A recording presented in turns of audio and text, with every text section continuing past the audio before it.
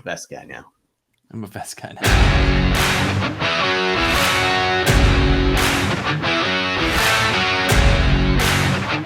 Welcome back to Fold in the Cheese. It's your boy K-Troll on the mic today, and we are previewing the divisional round of the playoffs. And I am joined today by the Hurley to my Sawyer.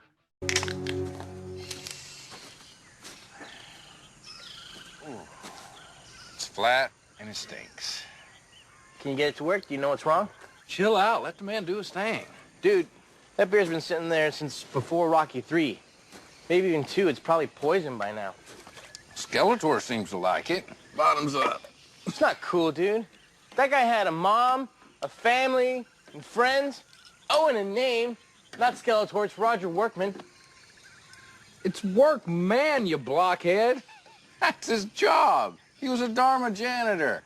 That's right. We're talking loss today. Ethan Gelfand, what's happening, Hugo? Like, there are so many people from Lost that, we could both be. Of course, there's like Jack and Sawyer, like the two like alpha males. And you give me Hurley. Don't get me wrong. I love Hurley me some is Hurley. awesome. I do love me some Hurley. Spoiler alert. He's the final protector of the island. Love him. Everybody loves Hurley. What are you talking about? Everybody. Actually, wasn't there an episode called like Everybody Hates Hugo? Maybe, but maybe everyone loves the guy. He's the most liked, probably the most liked character in the entire show. Wouldn't you say? True. Yeah. Was And Charlie Desmond's up up there, or there. was Charlie divisive? Charlie, you know what? I'm on the didn't like Charlie camp. So Really? yeah. Okay. So I loved Hurley. Who didn't? I mean, you're right. Everyone did love Hurley, but Yeah, shut your mouth. Shut your mouth, you whiner. You watch it. I'm gonna throw some haunted numbers at you and have a meteor crash into your restaurant. I mean, he was the reason. He was tied to the numbers for sure. Yeah, true. I also made a golf course, which was fun. Yeah, there you go. What'd you do? You tried to read a lot. I ate fish biscuits. You needed glasses. Lame. I did. We can't all have that 2015 vision of yours or whatever you have. Wait, do you wear contacts? I can't remember. No, I do not. Oh, there you go. I'm glasses free. I'm a 2020 man. Vision. Yeah. Well done. Yeah, how about that? Look at you in your vest. I know. You're looking, that's a new look for you. Pretty sharp. I'm a vest guy now, I think. You're a vest guy now. Yeah. What's that little button there on the chest? What's that all about? This is actually a heated vest. So shout out to my mother-in-law, Lori Siegert, this was the Siegert Secret Santa. And so she had me, and this got me this nice heated vest. So I'm actually pretty pumped. That's pretty dope. For like trick-or-treating when it's cold out, put this sucker on. It's going to be great. Take dog for the walk. It's going to be awesome. Oh, he's doing something over there. Yep. There he is. That's where you went? You went to trick-or-treating? Trick-or-treating. Like for trick-or-treating, I could wear it. Yeah, it's also just very stylish. I could just wear this to weddings and other. That's what I was thinking. Business attire.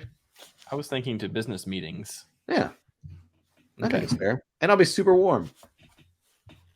Very good. Well, I'm glad to hear that, dude. My freaking laptop is getting yanked off of the table. One of the adapters. It's got my second screen. It's a whole thing.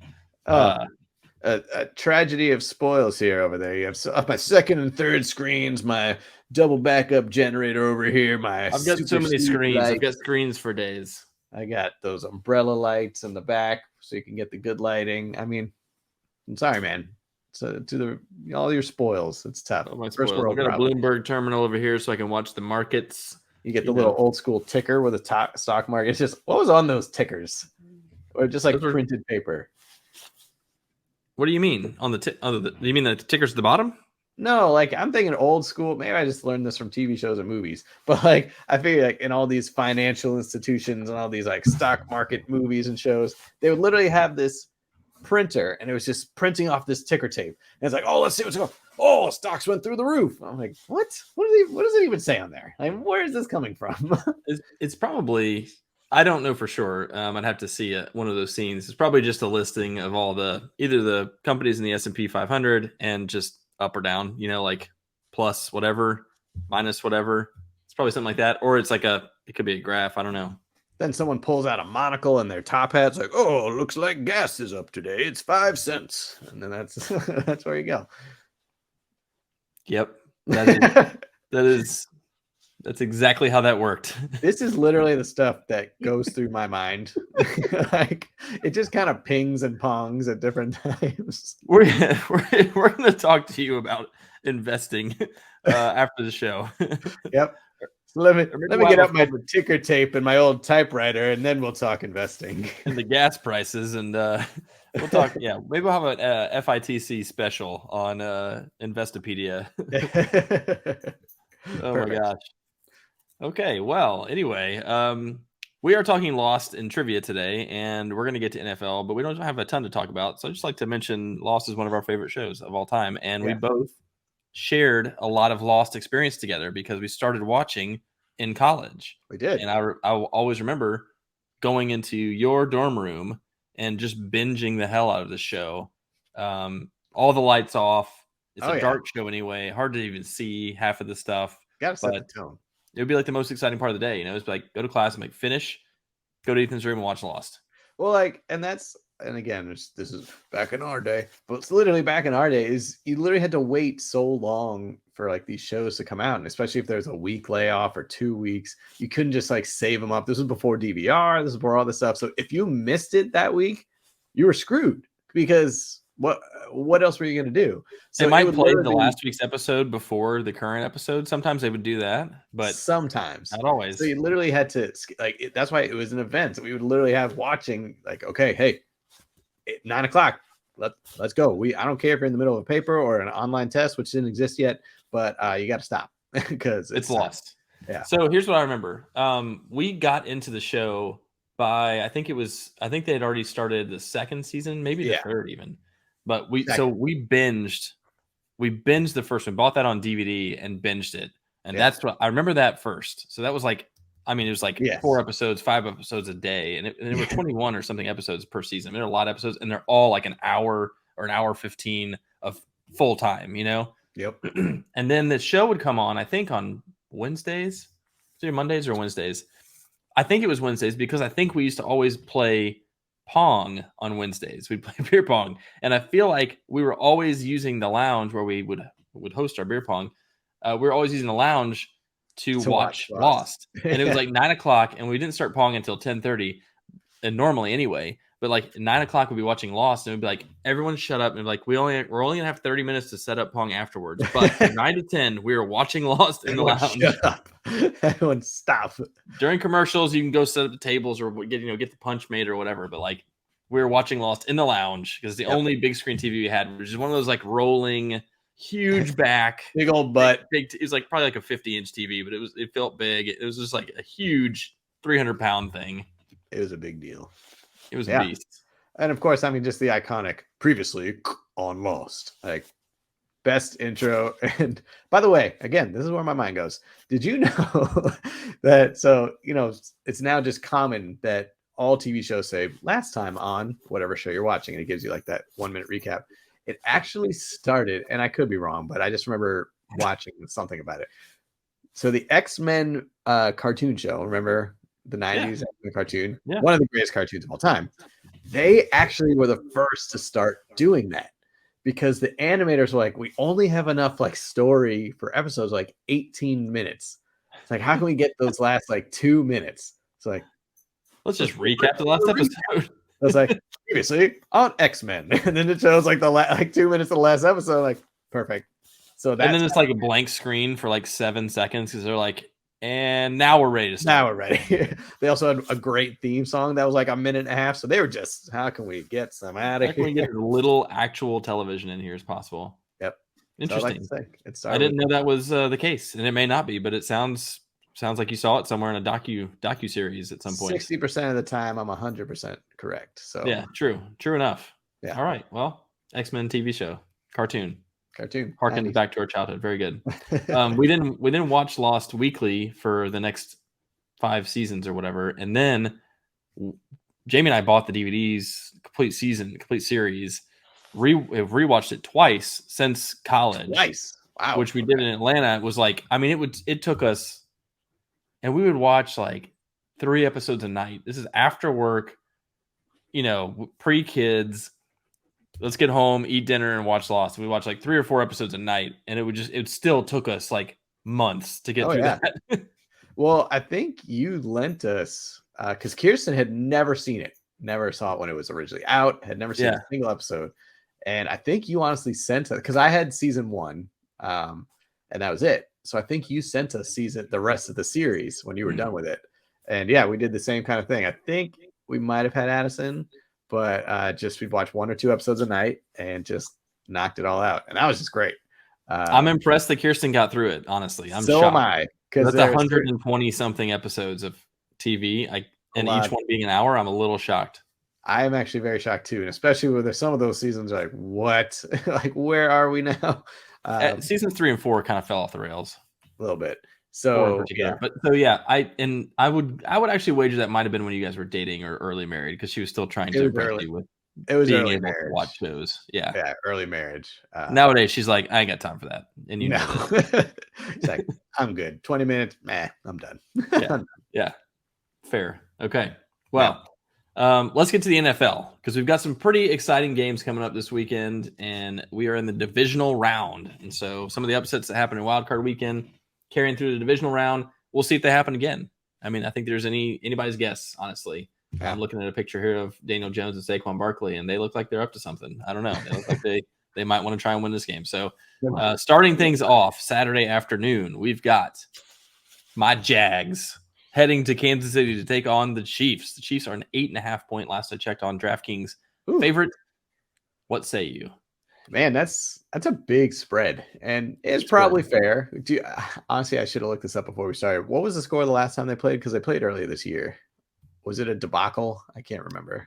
I don't think it was a debacle. I think the Jags got run out, but it was close most of the game.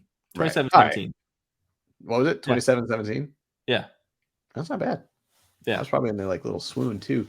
So I mean, here's the thing: the Jags have shown at this point they're YOLOing, playing with house money as we talked about last episode. So it's just like, hey, we're here. You got nothing to lose, which is a great way to go into a game because you shouldn't be tight. You know, it's going to be going into a tough place. You're going to Arrowhead, as we always talked about, one of the toughest places to play. But on the flip side, you look at the Chiefs, and what they've done this year is spectacular. Everyone thought this was going to be a little bit of a down year for them, and their offense, especially after losing Tyreek, who's going to be the number one guy. Even the running game was a little suspect, and they just said, screw you guys. We're even better than we were. Mahomes threw more yards and touchdowns than he did with Tyreek, so it's just like, screw you guys. But what's been a little concerning about the Chiefs of late is that they've had close games with crappy teams. Like they kept the Broncos in it. You know, they've been winning, but it hasn't been pretty. And obviously their defense has been a little bit of the Achilles heel. It's not like it's bad. It's not great. It's middle of the road. And so that's why teams have kind of been sticking in there. So the fact that Jaguars are coming in, I think this is going to be a close game. I mean, I know 8.5, if you look at it, it's like, well, they covered that the first time. When you look at a spread like that, you think that's huge, but really it's like, okay, it's just more than a touchdown. And if the Jags are within a touchdown heading into the fourth quarter, they're ecstatic. Like this is exactly where we want to be. So I feel like the spreads are a little deceiving at times. I know it's for betting purposes. I think it's going to be a fun game, and I think it's going to be an offensive showdown. And I think it's going to be close. So I am going to go with the Chiefs, but I'm excited to see what the Jags can do. Yeah, I feel like sometimes the spreads are kind of a combination of people who think this. To your point, if they win, they should and could very easily win by more than 7. They should win by 10, 14, whatever. But there's also a a subset of people who pick the Jags money line, and when they do that, it brings the spread down. And not only is that a good bet because it's positive odds and it's such a big long shot, but there's a chance they have some magic going. Honestly, yeah. And so I don't know that most people would say they think the Chiefs will win by like 4, I think if the Chiefs win, this is pure speculation. I think if the Chiefs win, it's probably like the Jags probably run out of steam and the Chiefs just cruise, like a 10+ point victory if the Chiefs win. But there's also that part of my brain too. That's like Jags are on fire, man. And they've got something special going. Doug Peterson is a hell of a coach. So is Andy Reid. And if anyone's going to pull off this upset, of this magnitude. I mean, I think the Right. Bengals and the Bills are as good at teams as the Chiefs, if not even better. But if anyone's going to pull off an upset like this, the Jags is the team to do it. They've done it before. So Okay, I don't know, so looking through I go know ahead. this isn't kind of maybe on the same level, but last year Bengals going to Arrowhead in the divisional round, or no, that was the AFC Championship game. Excuse me. Would you consider that the same level, or would you say the Bengals were a better team than the Jaguars are right now? The Last year, Bengals, because they were 10-7. It's pretty similar, but the Bengals are a better team. The Bengals are a Okay. better team. Their defense was better at this point. Although the Jaguars' defense has been getting better, the Bengals' defense last year, for whatever reason, different than this year. I mean, their defense became pretty elite second half of the season, and like Burrow and Lawrence, like obviously Burrow's got a year on him, and you could argue he's better, but maybe he's not. I don't know. He's probably better than Lawrence right now. I'm fine conceding that. The Jaguars don't have a Jamar Chase. They don't even have a T. Higgins, honestly. So like from a weapons standpoint, I think they have Tyler Boyd. Or more dangerous. Yeah, they do have 3 Tyler Boyds. from a weapons standpoint, the Bengals are definitely more dangerous, and I think their defense is better. So I wasn't as shocked by that. But the Jaguars are, I think Peterson's a better coach, honestly, than Zach Taylor. So maybe they've got that edge. Zach Attack? Come on. Zach Taylor's a great coach. Doug Peterson is elite. Ooh. So I'm looking through the Chiefs' last several games, and to your point, they've let some teams hang around. The Broncos twice got them between 6 points, and that's divisional, man. You know these teams really well. They've played Mahomes 10, 12 times at this point. The defense knows him. That's a good defense too. The Texans were the surprise. That's the game that went. Yeah, they were very close. Overtime. That was shocking. That went to overtime. They lost at the Bengals by 3, which is respectable. But then they beat the Seahawks by 14. They crushed the Raiders, which they always do.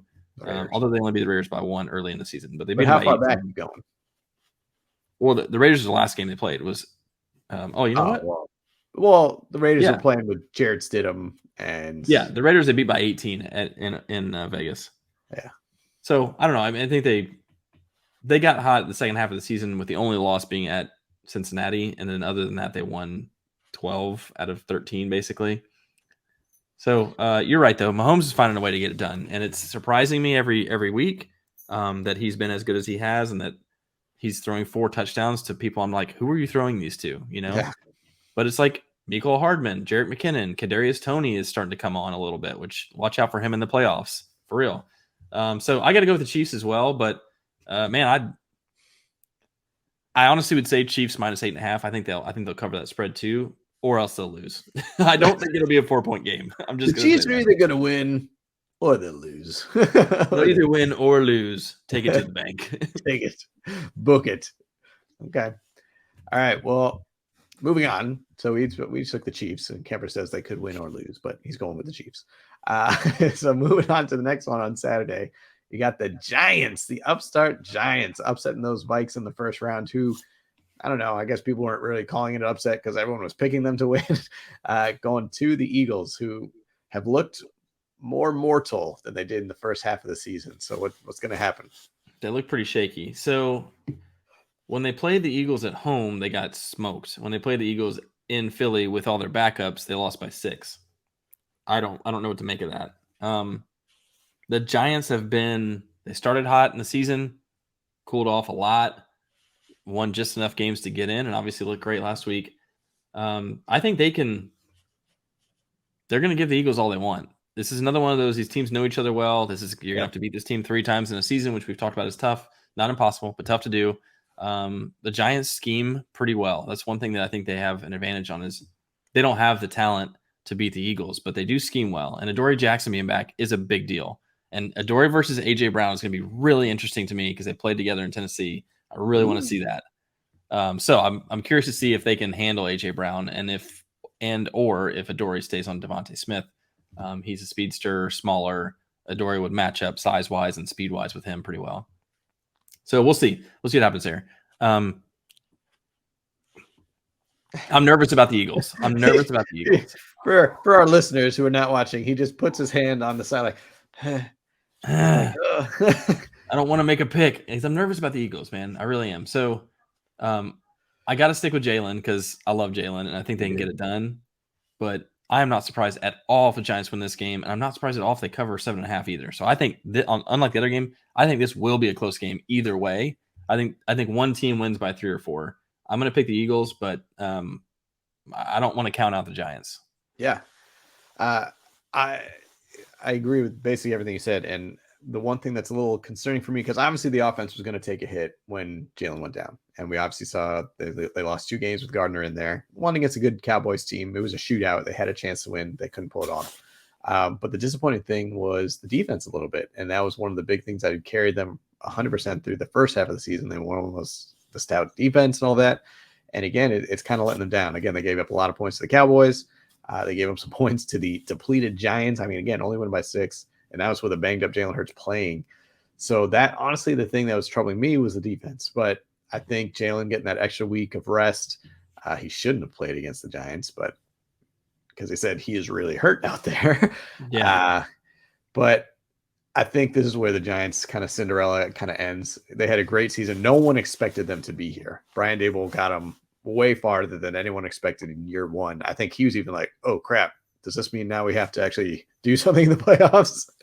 I think he did because like, I was hoping to get a high draft pick after I've been right. a year, and now I've got drafted a quarterback, but now I got to pay Daniel Jones. So I think this is kind of where it ends. I think it's going to be brutal, as you said. These are divisional games. It's tough to beat a team 3 times. It's going to be gross, but I think the Eagles will win. I think it'll be a slugfest. I do have a feeling, and call it what you will. I have a feeling Jalen's going to come out on fire. I mean, I think Jalen's going to look like a completely different player than he did the last time you saw him. I think he's going to look like early season Jalen.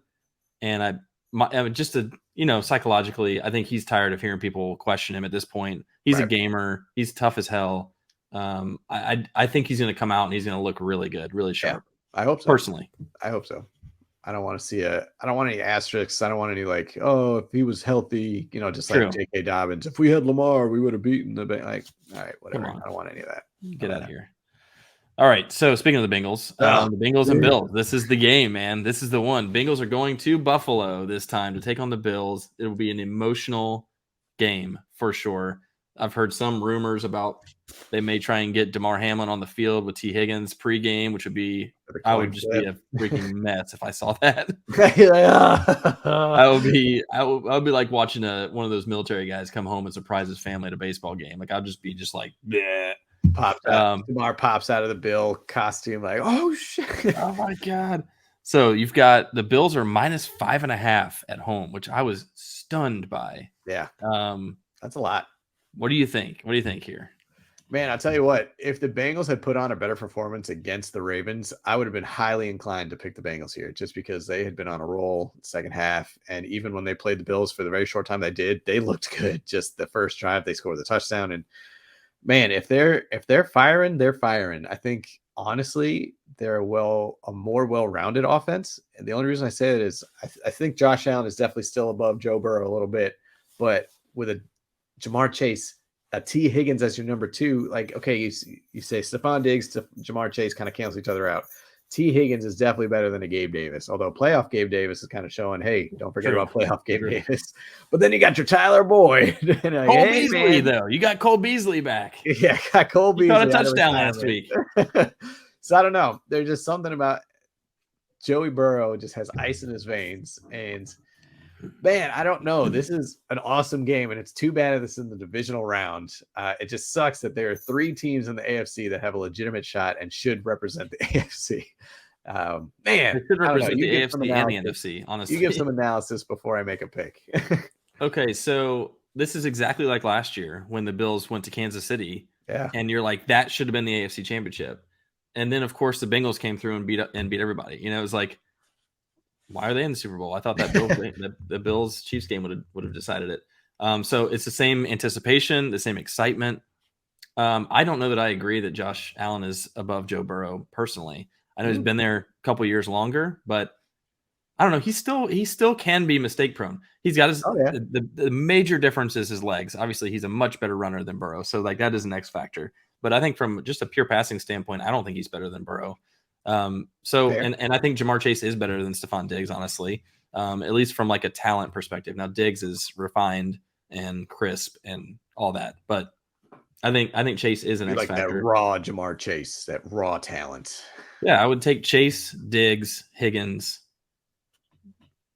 Boyd Davis probably. Is how I would rank him. Okay. Yeah, Boyd I Davis. think Boyd is a really underrated receiver, and he's only number 3 because they've got Higgins Those and two. Chase. Yeah. I'm trying to just like logic this game and everything else, but it's so hard to take the emotion out of it. It's so hard to take that. And what does that do? Does that make this Bills team destined for a Super Bowl win? I would love to see it. I really would. Is it too much for them and the Bengals? Burrow is not going to be flapped. I mean, he's going to be on point. And to your point, ice in his veins.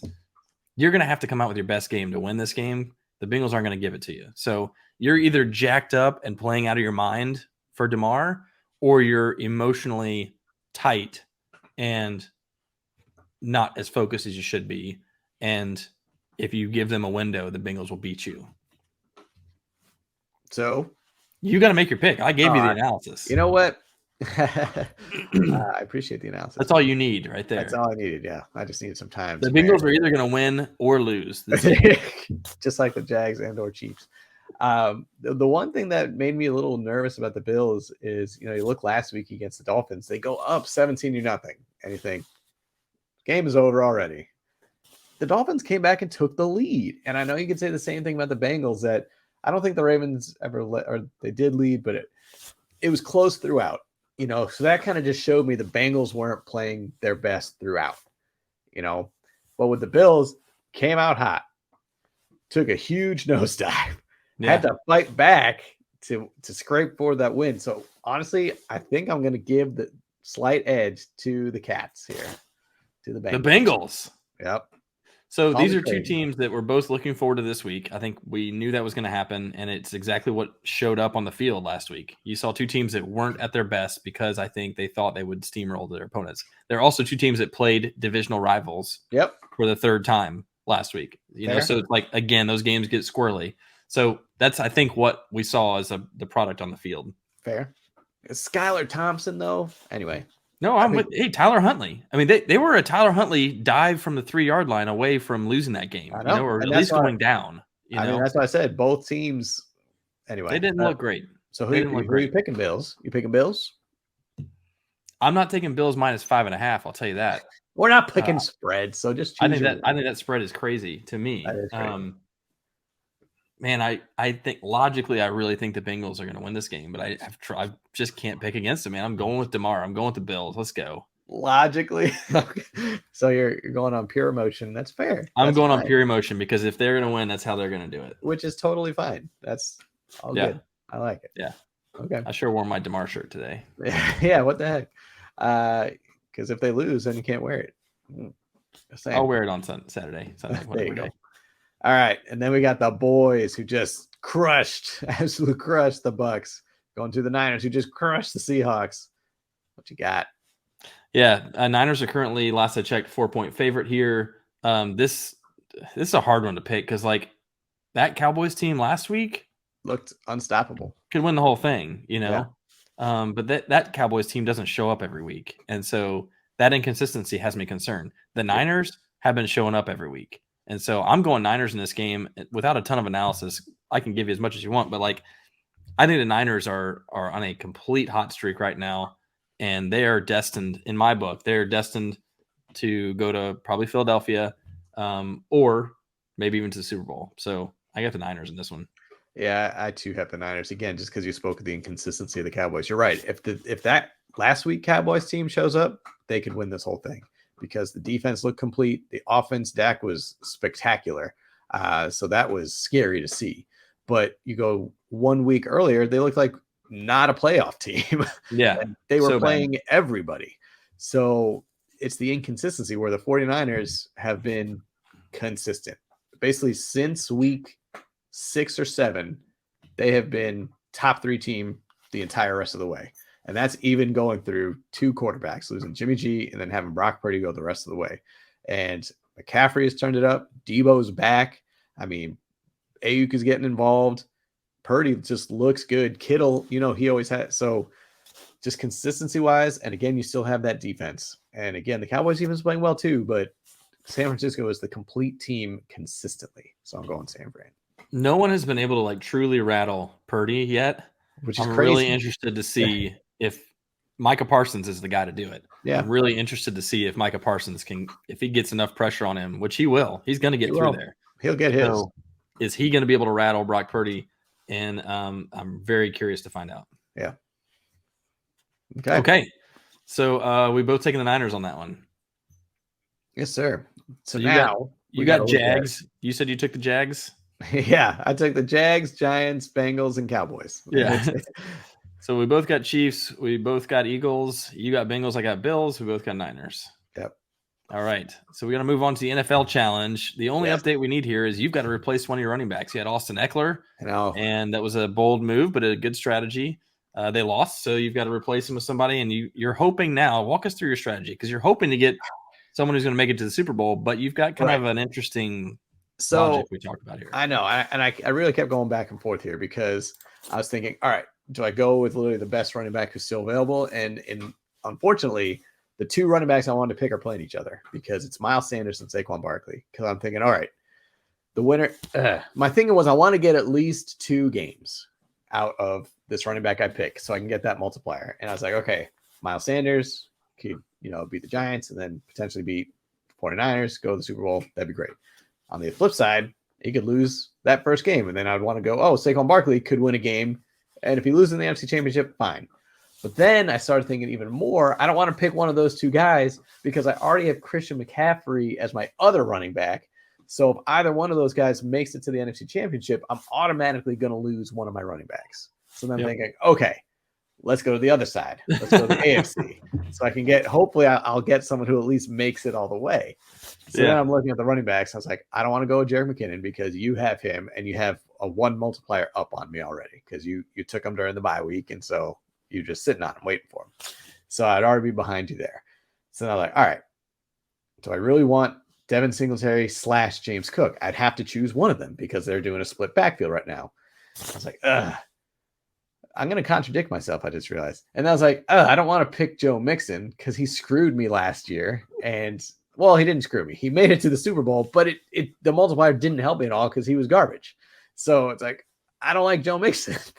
And then... You hate Joe Mixon. That is very well documented. I will never pick him for anything ever again. Even if someone drops him and he's having a great year. Shut up. So then I was like, you know what? Why don't I just go YOLO, Travis Etienne? Even if he loses, I think he could still have a good game just because we talked about the Kansas City defense. He's the most dynamic running back left. So he could have me a big game. So I was like, yeah, I think I've just talked myself into Travis Etienne. And then you and I were talking off air. I was like, no, I shouldn't do that. That's dumb. I shouldn't do that. That's dumb. You should do whatever you want, man. So I have decided I'm going to go with the AFC. But I've just realized I've contradicted myself, which is totally fine because they're 2 separate things. I am going with James Cook. Yeah, I think that's the right move, and I had a feeling you would do it. Here's why I think you can do James Cook, because you've already kind of hitched your wagon to the Bills in this pool. This challenge. Yeah, you've got Diggs, you've got Allen, and you've got Tyler Bass as your kicker. Exactly. You've said you're pretty heavy Bills. And when you get to a pool that has the size of ours, like if it's just the 2 of us playing, there's a little bit more, canceling me out or taking more chances and hoping you got somebody to stick or whatever. Right now, you're going against guys that have Joe Mixon already. Yeah. So that's one thing. Yep. You're going against guys like Drader who took the Bengals pretty heavy. And so you basically, your chance to really win is probably if the Bills win. And in that case, you need to take a Bill and just go with it. People that they don't have. So even if he gets me 7 or 8 points, if he can make it all the way to the Super Bowl, that'll still multiply it enough to hopefully carry me through. So yes, I know that contradicts my pick'em game pick. However, as we said, I'd already hitched my wagon to so many Bills. It wouldn't make sense for me to then just add another Bengal like a Joe Mixon, because then if they lose, then I'm screwed 2 positions as opposed to just the 1. So I went with James Cook. Could bite me in the butt, but hey. All in. You're all in on the Bills. Yeah. Do you wish that you had gone all in on the Bengals before the challenge? Like, do you wish that you'd taken Burrow instead of Allen and Mixon, and then you'd been like, I'm set for now? I think again, I was just so anti-Mixon. I knew I couldn't go all in on the Bengals, so that was probably why. The hate it runs deep. It does, man. It does. Okay. Well, you could have gone with Pacheco. That would I be thought about it. I thought about it, but I was like, I don't see a Panchero in here, so Panchero. Okay. All right, fine. Well, there it is. I will be sticking with my crew and hoping that Jarrett McKinnon has a big game.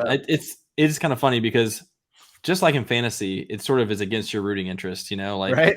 I want the Jags to win. I want the Jags to win, but I've got Mahomes and McKinnon in this playoff challenge, and of course I want to win this, even if it's for no money or whatever. I'm just like, I just want to win whatever I'm doing. Pride, so man. It's all about pride. It's all about pride, bragging rights.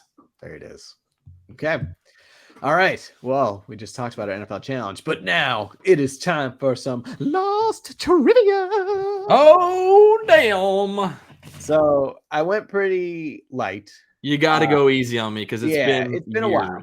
It's been a while. Years. And I went pretty season 1 heavy just because it's the oldest and it's the longest since I've seen it. Because honestly, I feel like that's the more memorable stuff as opposed to like in season 4 when they're living with the others and like who's that? Like it got wild. And then true. So in the temples and Saeed was dead, but came back to life. But was he more of like a demon when he came back to anyway? You know what I'm talking about? It did get really confusing too. Like yes, that's true.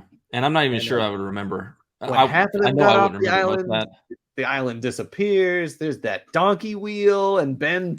So this is what I'm talking about. So I went season 1, a little more basic. Okay. Which is so funny because if you really think about it, season 1, the whole season was just them trying to find shelter, and like a whole 2 episodes was finding water. 3 episodes was lock hunting. And then they find this hatch at the end of the season. Season 4 through 7, it's just like, all right, we're flashing sideways. We're going here. He's a mercenary. Ben is somehow in 2 places at once. Someone's in a different time zone or like a different time. Like, okay. That's true. The last couple of seasons got so increasingly complex, which is one of the beauties of the show. I mean, it's also what people hated about it too, because I think season not 1 all the questions were answered. But anyway, season 1 of Lost, in my book, the greatest season of any TV show ever. The single season of Lost, the best season of TV I had ever seen it up until that point, and I would maintain it's still that for me. That's a bold statement, Cotton. Let's see how it works out for him. But anyway, little season 1. But anyway, you ready? Number 1. I'm as ready as I'm going to be. A relative layup, but it can be easily missed. What were the numbers? The numbers. Okay. 4, I remember it kind of doubled a little bit here. 4, 8, 15, 16, 23, 42. There it is. Those were the lotto numbers Hurley played. Those were the numbers inscribed on the hatch. Everyone's like, what the hell are these numbers? Got to put them in the computer. I mean, you just never forget that. I feel like those numbers so many times. Right. Yeah. How many times was that played as lottery numbers after that came out, by the way? Oh, my God. Still, how many people are still doing that, True. They're going to be haunted, though. Cursed. All right, this one's kind of... if you need the multiple choice, I'll give it to you. You probably will. What was the name of Walt's dog? And keep in mind, he opened the show and closed the show. Just saying. I was immediately thinking Shadow, but I think I would... I can give you multiple choice if you would like. I think I'd like the multiple choice. All right. We got Sherlock, Vincent, Goldie, or Lucky. Vincent. Vincent. I don't know why I went Shadow. I guess I was thinking of Homeward Bound. Man, if I was smart, I would have put Shadow. I would have just quickly changed the last one I had written down here with Shadow. Like Shadow, Vincent. But I had it. Shadow. Correct. Vincent. It was Vincent. And yes, he closed and ended the show. So, good old Vincent. Old Vincent. What a good dog. Was missing for a time, but they found him. All right. This was not season 1, but you should know it anyway. What was the name of the island's protector?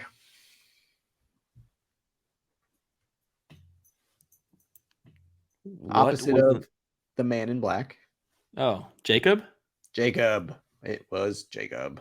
Nice. The mysterious figure you didn't know until you finally actually saw his physical form in what, season 4 or 5? Like, 3 or 4. Yeah. Actually a person. Because there was that one, was it like season 2 where they're in the cabin and they think you saw this mysterious Jacob that Ben's like yelling at? Remember? Yeah. That was weird. Yeah. Anyway, it was Jacob. It was Jacob. God, I forget. You remember like some of the. This is a tangent, but you remember some of the people and what they've gone on to do since then, or other things they've done, like whatever. You remember the Man in Black was Nestor, Yeah. whatever his name is, who was on No, show we both that wasn't Nestor. The Man in Black, Nestor. I think his name was Nestor Carbonell. Yes, not the Man in Black. That not was the like Man in Black. It was his number one in command, or Ben's number one. That's right. What was his name in the show? But anyway, I know who you're talking about. Yes, that's Nestor. Yes. He's on another show that we love, The Morning Show. He's a weatherman on The Morning Show. Weatherman. Yep. Yakko or whatever, right? Yeah. Yes. Very true. And as Yanko. I was thinking about Lost today, I was thinking which actors from Lost have actually gone on to have successful careers. Not many. Not many. The most successful, and she was gone for a while, was Evangeline Lilly, because she was able to get in the Marvel Cinematic Universe. She's the Wasp. But other than that, like, she hadn't been doing much. And then the failed. Matthew Fox did nothing. Matthew Fox did nothing. But the chick who was Juliet, she was in a bunch of stuff after this, around the same time frame. She was in all kinds of stuff, several things. Similar kind of stuff. I think, wasn't she in that V show, which was about like an alien invasion? She was in like a Flash. I think she was in like Flash Forward, which is like kind of the same thing. Like, no, Penelope was. Penelope was in Flash Forward. Is that who it was? Yeah. There were. But you're right. Juliet was in some other things. She was in a bunch of stuff. Yeah. But then you got to say Walt was in MKTO. MKTO. I was like, is that Walt? It's Walt. This ain't the same sad song that they used to sing. First of all, not their biggest hit, but I like that one. American Dream. Great Dream. That was a jam. That was a jam. All right. Jacob was correct. Jacob. Anyway, Jacob. All right. Crap. Why can I not? Can't read your handwriting? I can't. All right, I'll just take it. I'll take the W. I got it. All right. I'll take the dub. Who is Henry Gale? Henry Gale is he's the leader of the others. He's a squirrely looking glasses wearing guy. He's also Ben. Thank you. That's what I was looking for. Yes, Ben. But the name he gives when they first meet him is Henry Gale. Yeah. Yes. Good job. Ben Linus was Henry Gale. Yeah. All right. 4-4. Last one. Initiative. Last one. What is the name of the man who was not on the manifest in season 1? At one point, Hurley was like, you know what? I don't know everybody's name here. Finds the manifest and starts going through and, oh, okay, great. There's one name. There's an extra person because his name was not on the manifest. And they found out he was a spy for the others. Wait, you're not talking about Henry Gale? No, it was not Henry Gale. Henry Gale, they found, remember, like hanging from a tree. This was in season 1. He was pretending to be part of the survivors. Yeah. Working for the others. He not spoiler, but hints, he kidnapped Charlie and Claire. Yeah. Starting to come back to me. I used to love Claire. I was in on Claire. Okay, I don't remember the name. I don't remember. Ethan. Yes, his name was Ethan. That's right. Oh, I remember that guy now that I think. Now that as soon as I said his name, I remember him. I remember exactly what he looked like. Charlie shoots him. I don't know the actor's name, but there you go.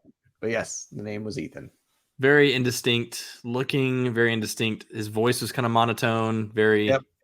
So he tall. came back, obviously, so he was in that few episode series in season 1, but then, he would come back and flashback showing like when they saw the plane crash, like, Ethan, you go to that beach right now, you pretend like you're one of the survivors, and then they would show all the flashbacks and stuff like that. That's right. That was kind of cool whenever you saw all that. You're like, oh snap, that's when it happened. Oh. Yep. Well done, man. It's been a while. You got 4 out of 5. Not bad. Not bad. Those were pretty easy for me, and I appreciate that because it could have been easy back into it. Do you remember Lostpedia? Do you remember Lostpedia? Oh, of course. I mean, it was like every episode you'd go on Lostpedia and you start digging up all the conspiracy theories and all this ties into. I mean, this show was so genius at the time. It was like the only thing ever like it. It was so genius in that the idea, at least, was they'd already written all 6 seasons and they were And so everything that you saw had a purpose, and so there's a lot of like callbacks and a lot of it's what they call now in the video game world, the Easter eggs. There were all kinds of stuff for you to watch this show with. And so Lostpedia chronicled all of it. And it was like a trove of people who had nothing better to do but spend it. Well, honestly, hours. Sometimes Lostpedia was more fun than sometimes the episodes, because you're like, oh man, all right. So you'd watch an episode, wait like a couple hours, get on Lostpedia. Okay, what are people saying? What's happening? What is the theory? What's gonna happen? Yeah, it was nuts. Yeah, it was a way of life. Lost was a way of life. It was, and again, it's before like smartphones and all these different like spoiler stuff, and it's just nope. True. This is what you got, and then you got to wait, and then you got to. True. That was it. So there it is. Well put J.J. Abrams on the map. That's for sure. It definitely did. And now he's gone on to make Star Wars, Star Trek. He's just the guy. Yeah, 8mm, I think, or that one. Wasn't that what it was called? Cloverfield? No. He did one that was like some old school camera. I thought that was Spielberg, the one with the kids. Yeah, that was Spielberg, man. I don't know. Which J.J. Abrams is heavily influenced by, but yes. Agree to disagree. When in Rome. When in Rome. All right, it's time for the. You can look it up right now. Get your dirty dozen. You jerk. All right, we're gonna do the Dirty Dozen playoff props, DDPP. Back to this, and last week I beat you handily 6-5.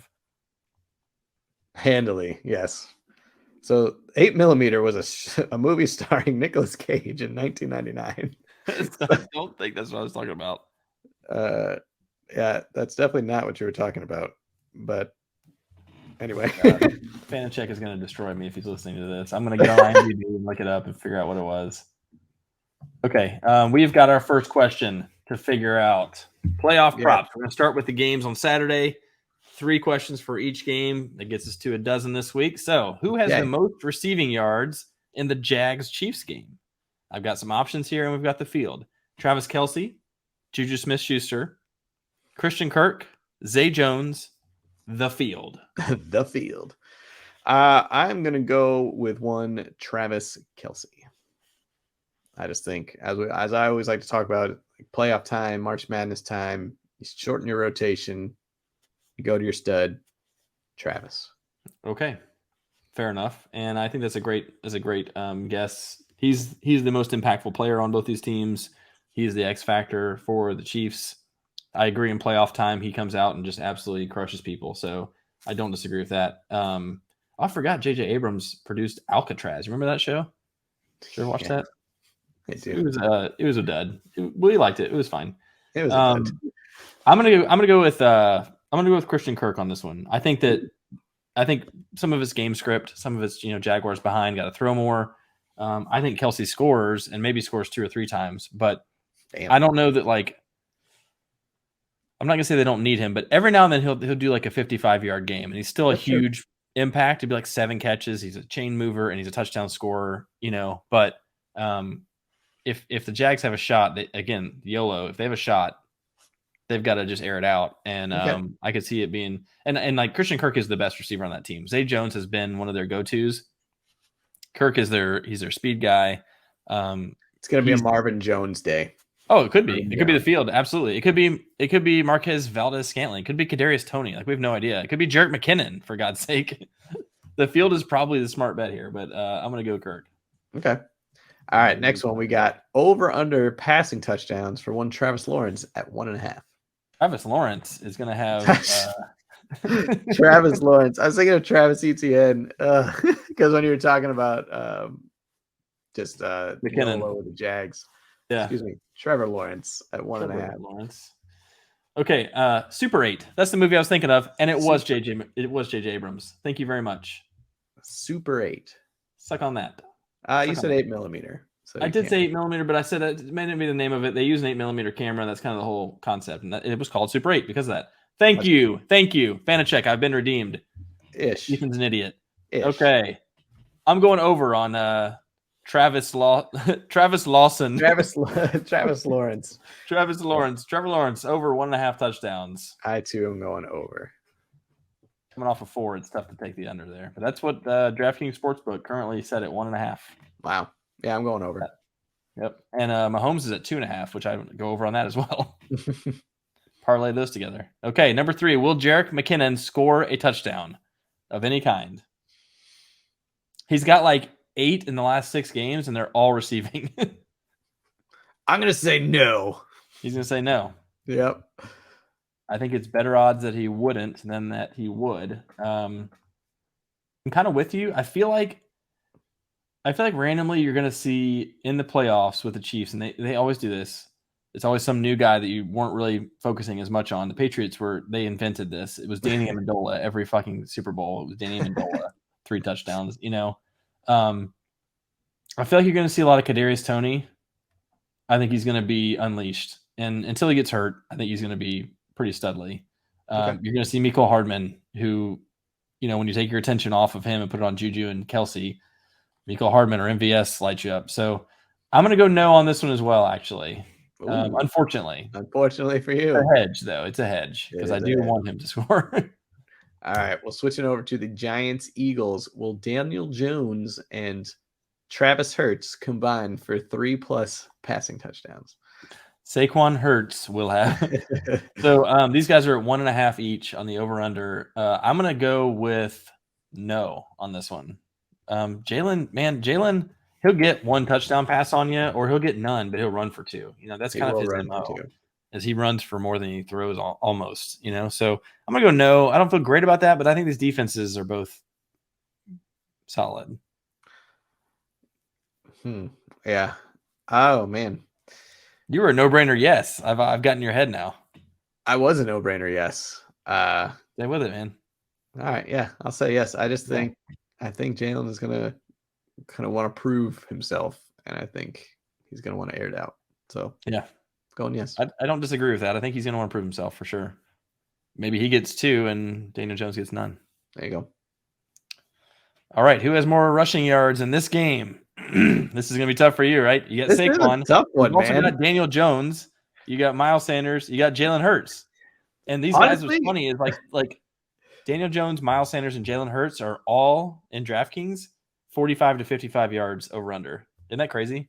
They don't have Saquon up yet. It's not, because I've had Saquon the whole season, obviously, and I'll be like checking up on the Giants box. So I was like, why is Daniel Jones leading in rushing?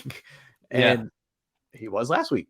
Even though Saquon scored 2 touchdowns, Daniel Jones had more yards.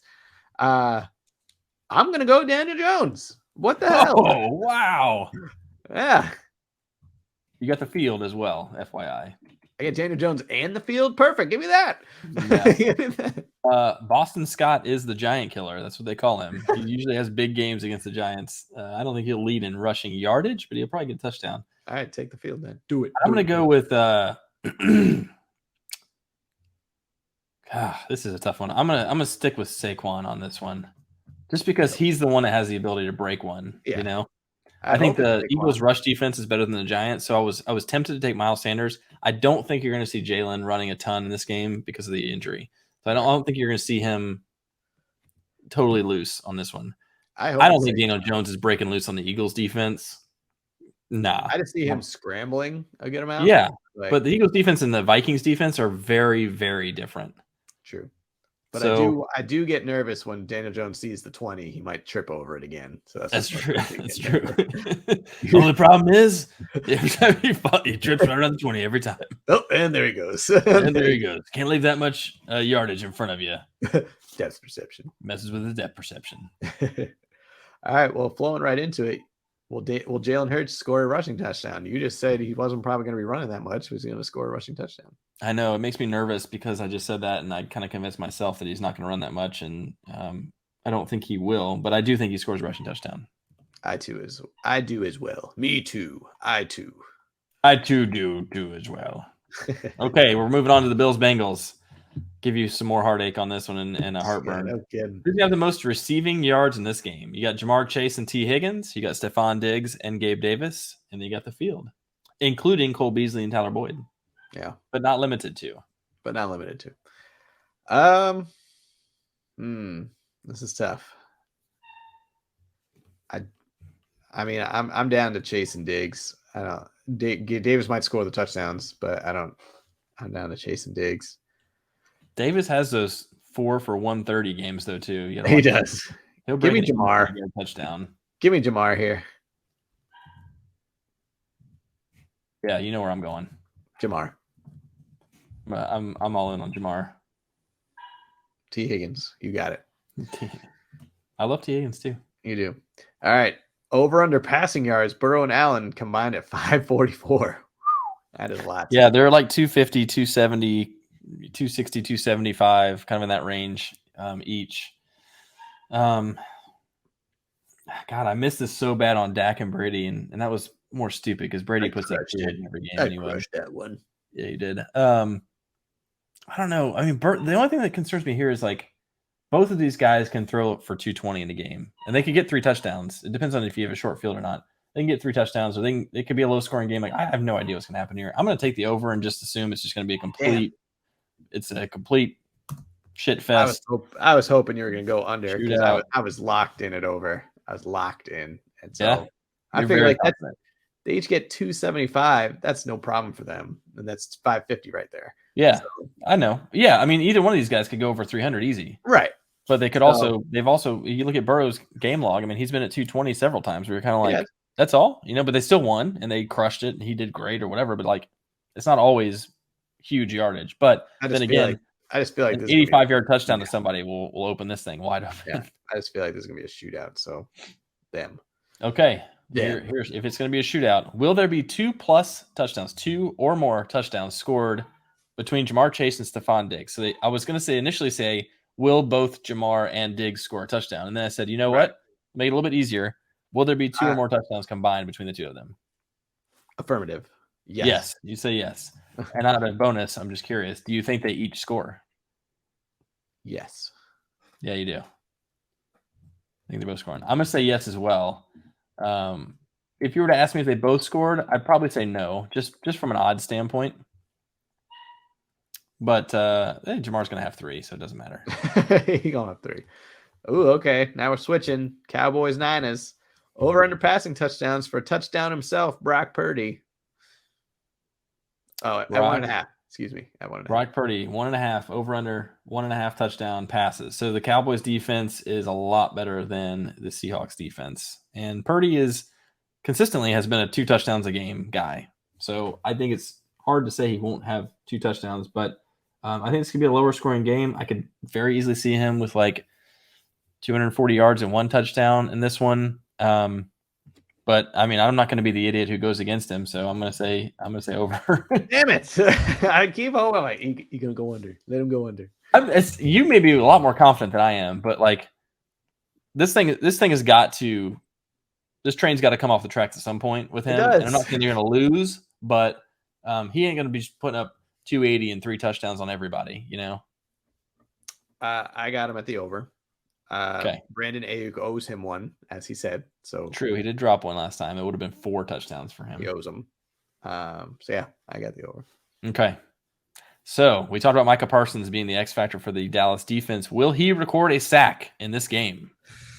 Ooh, that's a good one. He's gonna get a ton of pressure, I'll tell you that much.